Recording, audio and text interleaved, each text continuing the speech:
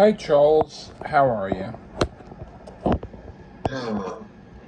I guess okay. We're starting off all depressed No, today. we're not. We're happy.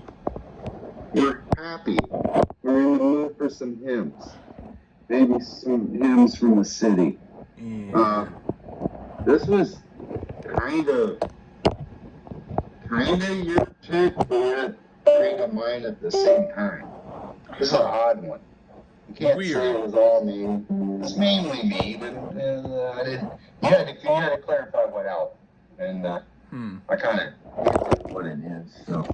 Okay, Lee, your job, I GM, am sort this out and tell us. trying to get Uh-oh. no, just so that my camera is there. But now everything's going. It's the Verve Urban Hymns. So Lee picked the album, and it was based off a song I sent him, which happened to be on this album. Well, if I had known that was the case, I wouldn't have picked Yeah, it. this is the way it came out. I picked the artist because the singer, Richard Ashcroft, is opening up for a band I'm going to see next week. Oh, and I figured, I need to probably know some songs from because I really don't know shit about the Verve. Like, I don't know nothing about this group. I knew one song. Yeah. And it'll be very early in the review. Mm-hmm. Yeah. It's going to be very early in the review of the song I knew. And I think most of us, if you're on our side of the pond, I'm not technically, but I am from there, we know one song. I'm going to be honest. Yeah. But they're considered Britpop legends. Yeah. Not necessarily my Britpop legends, but they are, especially in England. But I don't know much about them other than Richard Ashcroft, and it's a very long album. That much I will apologize for in advance. Yeah. It's very fucking long. And you know that there's an extra song? Yes. All right, because I have that too.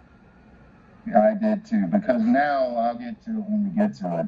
You'll see what I have to say about that. But the Verve, this came out in '97. I was in Korea. That's why I didn't really know much about it. Yeah. Everybody else at home knew because of one video that we're going to get into, I think, right now. Yeah. What's the first track, Lee? All right.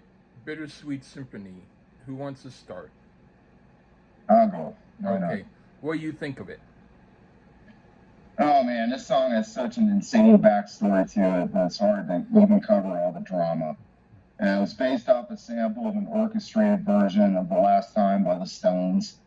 And thankfully, after a bunch of legal rambling, Richard Ashcroft, they get his songwriting credit restored. Matter of fact, Jagger and Richards waived it all, so gave it back to him. So he lost a lot of money. So let's get that out of the way. The song itself is supposedly a hallmark of the Britpop era, and sadly, it isn't one of my favorites.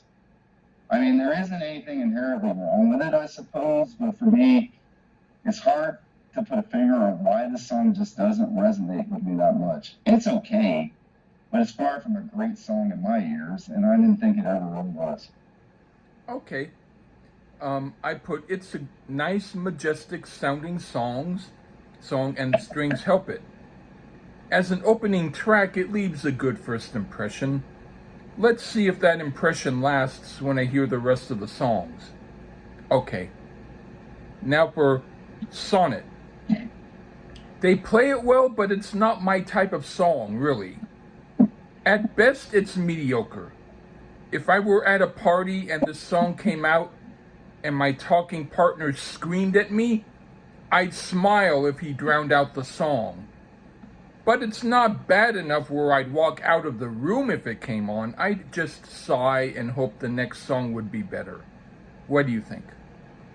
Well, see, for me, this is more like it. And of course, you know, us in the USA, except for the older cool kids, heard it. It seems to be a little reminiscent of the Blur song, The Universal, to my ears, at least in the execution of the guitar. And I think Ashcroft has a pretty good voice. And this is way, way better than Bittersweet Symphony Oh to me. boy. Has a great mellowness to it Oh, and some geez. solid guitar work going on. This is way more my thing right here. I don't know why. But anyway, what do you think of the Rolling People? Any song that has elements or inspiration, rather, from the Stones, Funkadelic, and Zeppelin, can't be nothing wrong with that. I even hear a bit of some Stone Roses influence, particularly in the guitars. This is a long song, about 7 minutes, and has some trippy elements going on in it parts. I thought this was another decent one. They kept the song going.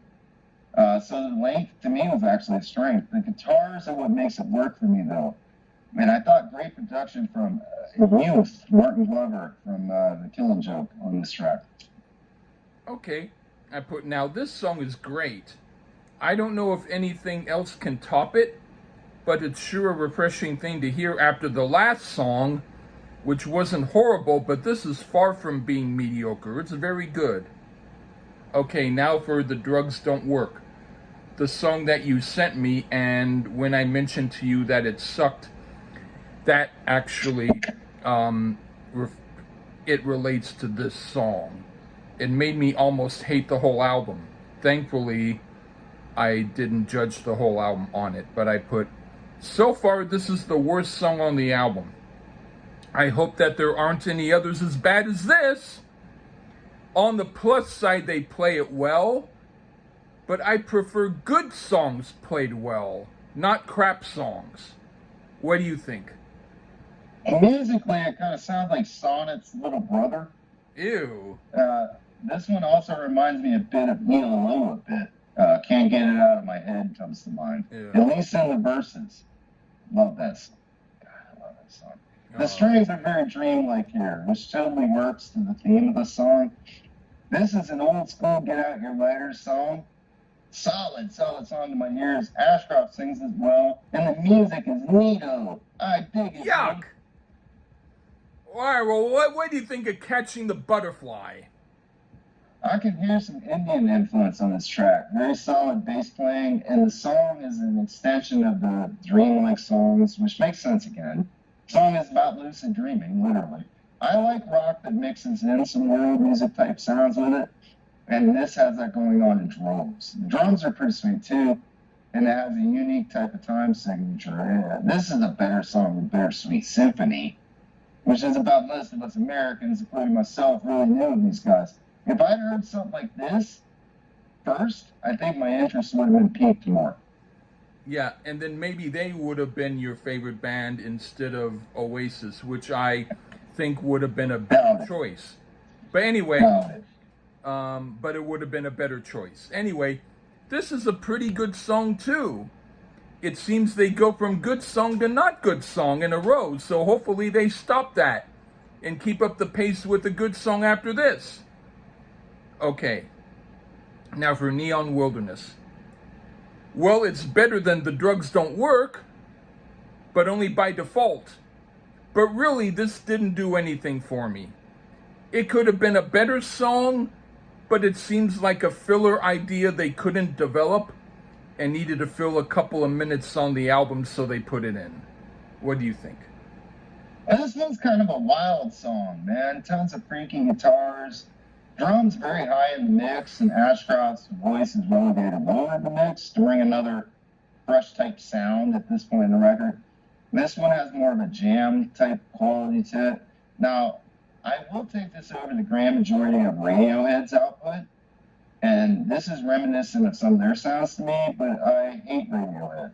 There, I said it. This is more of an interlude than a proper song. I guess it's acceptable filler, but if I'd have cut a track from this record, which is a bit too long, this is one I would cut right here, Neon Wilderness. Okay, what do you think of... So we kind of agree, right? Yeah, okay, that's good. Now for Space and Time, what do you think? This one is compared to U2 sometimes, and sometimes I guess I can hear it. That era of U2, the one I really don't like. So fans of the band would probably really like this. If you're a U2, like, fucking lame shit fan, you'll probably like this. Thankfully, the chorus doesn't seem like a U2 ripoff, though. has a bit of balls to it, actually, unlike U2 in that era. Ashcroft sings especially well on this. I really enjoy the chorus on it, so I'd say I dig this one about half. It's decent, but it didn't blow the roof off for me. All right, I put, this is a decent song and I like it. It's got a great arrangement, and I would like to do some music with that type of arrangement as well. I might do it. Anyway, it's an okay. You like that YouTube crap shit from that No, I time like frame. this Your song. own review. Yeah. Okay. No, I don't like what sounds like a vacuum cleaner and a little kitten purring too loud. No. All right. I know. I'm just teasing. I know. Oh, okay. But anyway, next song, Weeping Willow. Okay. I like this song too. It's got a cool trippy edge to it, and I like the melody, and it works. I could do something like this too. I dig it. What do you think? I can tell you why. Because I know why you like it. I really did. Because, you know, Ashcroft's a great friend of Gallagher's. So why not a song that sounds a bit like Wonderwall and Champagne and Supernova combined? Boy. It's the same chord sequence that you hate. With a bit of flashy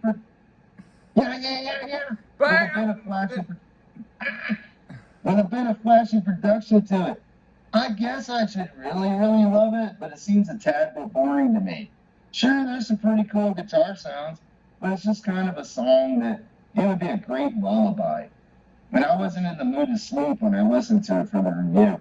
I could see it grow on me more entirely, but the first impression was it was a bit of a bore.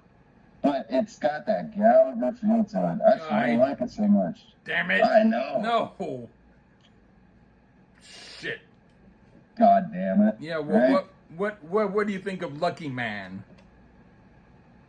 This was one of the singles from the record, and it has that feel. It's refreshing to hear a standard love song at this point. I mean, I didn't really nail it so much at this point. A lot of it's like self-loathing, but this one is not just a love song, and it's a fine one at that.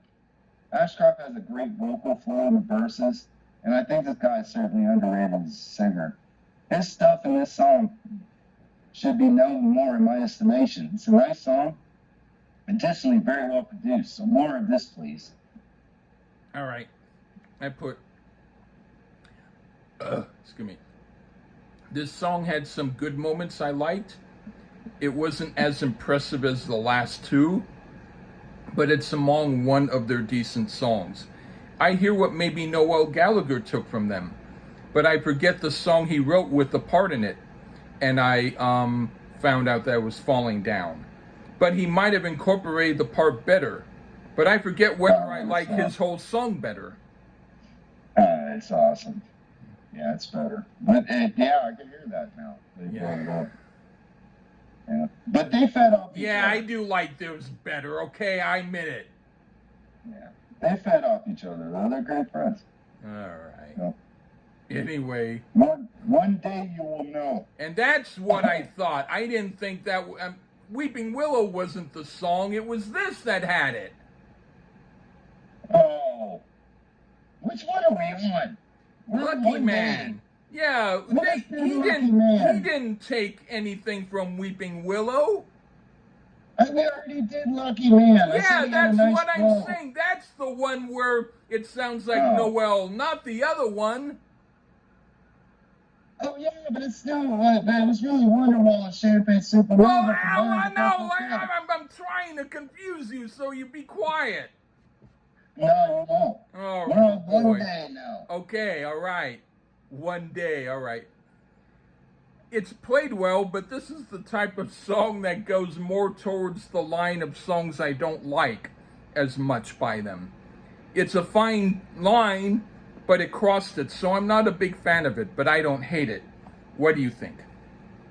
Well, I'm just going to say before we get into it, I like it a little more new, but hear me out, all right? The keyboards, man, I love the sound of those kicking in. It sounds like electric piano, I believe. I think. I don't know. I'm not a keyboard player like Grant Lee Gershman. Yeah. But I love the sound I'm hearing. Another mellower side of the rock spectrum track here And it's music like this, Lee, that makes me realize, man, does Motley Crue fucking suck? I mean, really. Yeah, okay. I mean, it's that good. Or is it? I'm not sure anymore, man. My whole life has been why. I used to think, like, Same Old Situation was a good song. Ew. I mean, joking aside, this is another good one here for me. Not as much for you. But for me, I liked it. And I kicked myself for not checking this album out a long time ago. Better late than never, I suppose. Yeah. It deserves... Man, sure. And thank you for sending it to me. Yeah, and this deserves the notoriety that What's the Morning Glory has instead. Not that it's a perfect album, but it's way better than that. But anyway, now you're trying to get my guilt. No, now I'm just trying to tell you what I think. Anyway, not this time. No. I'm talking about the album. I know. I'm segueing. We're going to keep trashing my band. Okay. Okay. Yeah, I don't want to drop the dime that you're a big Generation Swine fan. Ew. But anyway, Anyway, the song this time, okay. This song is okay. I wouldn't say it's great, but it's borderline decent, and I can handle it. What do you think? More John Squire worship on the guitar here. If you know who John Squire is, I will kiss you on the cheek, and if you don't, shame on you. And I think that's cool. Anything that refers to the great work of the Stone Roses. Man, what a fine band they were, and I love it. Interesting of note is the man utilized wire hangers and banged on recording tape for that weird percussion sound there, Lee. That's cool. Interesting, right? Yeah, with straight comparison to some things Brian Wilson did this day with improvising. He passed not long ago. Yeah. May you rest in peace. We love you here at the Lee Garson Show, Brian Wilson. I do have an issue with the length of the album, though, as I said. Yeah. And while I do enjoy the elements of the song, this one, though, could have been cut from the album to make it more manageable listening length. This would have been, like, better served as a cool B-cut. B-cut, B-side, B-cut, whatever you want to call it. Yeah. A master plan type song, you know? A better. I can kind of agree. All right. What do you think of Velvet Morning? The title is a dedication to Lee Hazelwood. Yeah. There, Lee, are you a big Lee Hazelwood fan? I know he wrote a song called Some Velvet Morning. Yeah. Well, I think it's interesting.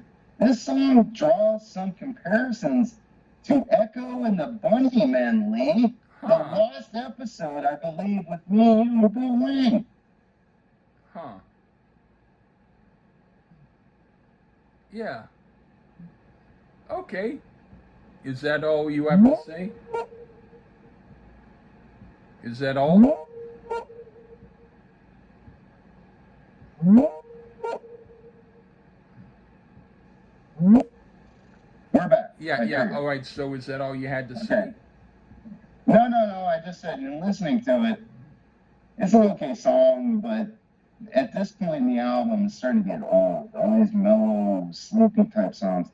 Another one that may grow me on time, but in one sitting, I'm getting a little burnt on the mellow. Thankfully, we only have like 2 more songs, kind of. Yeah. It was okay, but I don't know. I put this. I didn't really care for, but I understand they play it well. But this is more on the borderline of songs I don't care for from them. All right, now for Come On. This was a pretty good album closer. Well, theoretically, I liked it. It was one of the better songs on the album. What do you think? Well, this was technically the hidden track. Well, the other one after this was. Oh, Come On was as well. I read. I didn't know. But on streaming now, they just added it as a normal track. Okay. And whichever. And goodness gracious, it's a 15-minute fucking song, man. More Stone Roses worship here, at least in length. But this one actually brings a bit more fire finally. I'd have cut Velvet Morning and made this an unhidden closer. You know why you liked it so much, so Lee? Do you really know why? I'll tell you why. Features Liam Gallagher on backing vocals. Oh, In okay, particular on maybe. the Come On section. Yeah, come on, fuck you. Come on, you heard it over and over again. Whatever, It's okay. It's long, but if on, say, a long drive, or you're driving a car, you're going to some, this one was hard. I actually enjoyed this one better than some of the shorter ones. Yeah. It doesn't get boring. It has enough fire to it to wake you up. Yeah. And overall, this was a way better album than I expected. The only issue I had, again, is that 90s length that we need to fill up the CD with as many tracks as we can. Yeah. It is definitely worth a listen, but make sure you either have time in your hands or listen to small pockets, unlike what me and Lee got doing to work. Yeah. But it's a better album than I thought it would be. Yep. All right, and the last one, the very last one, whatever that is, Deep Freeze. And they cool too. Yeah, I was gonna say, waiting for this, because after Come On, there's about 5 or 8 minutes of nothing. All right, waiting for this is like waiting for something inconsequential, which it is. The idea behind it could have been interesting, but I think it would have been better if it were developed into a real song instead of a noodling experiment. What do you think of it? Well, do you know who did that better? Who? Oasis on the Hindu Times. You had to wait 23 minutes after the last song to hear the hidden track. I only found that by falling asleep, and then it woke me up. But they stole that idea from this. Yeah, it's just Newman or whatever, but I mean, it's probably like how the White Album or Sgt. Pepper's ends with the at the end or whatever. It's just a nod to that. Is it necessary to wait for it? No. No. But Come On I thought Come On might have been one of the best tracks on the album alone. And it wasn't the best, but it was good. I like the more rockin' songs, which was only a couple. But overall, I'm glad you picked this album, Lee. You picked well. Yeah, okay, thank you. You're a Britpop aficionado. No, but this is better than What's the Story, Morning Glory. Well, a little bit, yeah. Enough. A little bit. Quite a bit. Very much so. What about Definitely Maybe? Was that one away too? It's better than that too. Is it better than They Got Your Soul? No. Okay. So see, it only took Oasis till the very last album. It took about 2.5. You kind of like Fear now too. No. I kind of like Standing on the Shoulder of Giants and the Hindu Times too. Yeah, they have more good than that. But this is a good album. No. They have some good. This is a good album. I know when I get to see him live, he's playing a couple. He's playing the song You Don't Like. Yeah. He's playing Sonnet and with the Drugs song. And of course, Bittersweet Symphony, which I think is overrated. But that's what he closes with. But either way, I mean, if I heard Bittersweet Symphony, it made me not be interested. If I'd heard something else, I might have been more interested. So my apologies to Richard Ashcroft. You can thank Lee Gersman for turning me on to a great Britpop album. There we go. All right. Thank you. I turned him on to Yusef Lateef, Lucy albums, and he turns me on to Verve. And I don't want credit for it. Anyway. You must take credit for it. Shit. You must. Yeah, I must. We haven't done the rest. I don't really want to, though, by the way. Yeah. Not on the Verve. I'll do Yusef Lateef more. The Verve, I'm happy with what we did. That sounds good. Yeah, we don't need to retouch anymore. But it was good. Not that good, but it was good. So, it's not What's the Story Morning Glory, which changes the world good, but this decent. Pretty good. It was better than that album. No, not even. Yeah. I mean, it's not a fantastic album, but it was better than that one. To me. Not even close. There's a reason why he's the opener. All right. It's. They weren't even close to being alike. I'll settle for that. Okay. Yeah, one was great and one was okay. And if we don't mention which one it is, we can both agree. All right? That is correct. Okay. That is correct. All right. That's the best way to go. Yeah. It seems that's the way. It seems the way that we always have to go. But okay. You got it. But you gotta agree, it's better than all but 2 Motley Crue albums. Yes. Agree on that. Yeah. There you go. Okay. Right? All right. Yeah. Fuck Motley Crue, and everybody have a great night. Okay. After listening to this great review of the Verve, and thanks for having me back. All right. Thank you, and take care. Bye-bye.